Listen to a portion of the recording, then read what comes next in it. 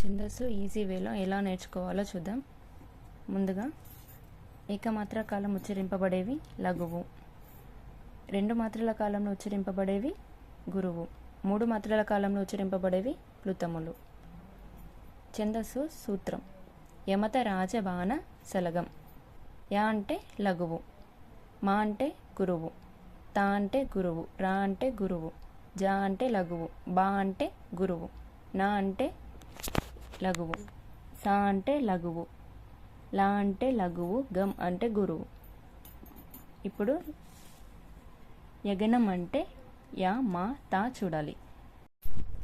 యగనం అంటే లఘువు గురువు గురువు, మగనం అంటే గురువు గురువు గురువు, తగనం అంటే గురువు గురువు లఘువు, రగనం అంటే గురువు లఘువు గురువు, జగనం అంటే లఘువు గురువు లఘువు, భగనం అంటే గురువు లఘువు లఘువు, నగనం అంటే లఘువు లఘువు లఘువు, సగనం అంటే లఘువు లఘువు గురువు, లాగనం లగా చూడాలి. లా అంటే లఘువు, గా అంటే గురువు, గాగనం. ఇక్కడ గా అనేది ఒకటిగానే భావించాలి. గా అంటే గురువు. అంతే, ఛందస్సు ఇలా ఈజీగా చేసేయచ్చు. మీకు కనుక నచ్చితే సబ్స్క్రైబ్ చేయండి.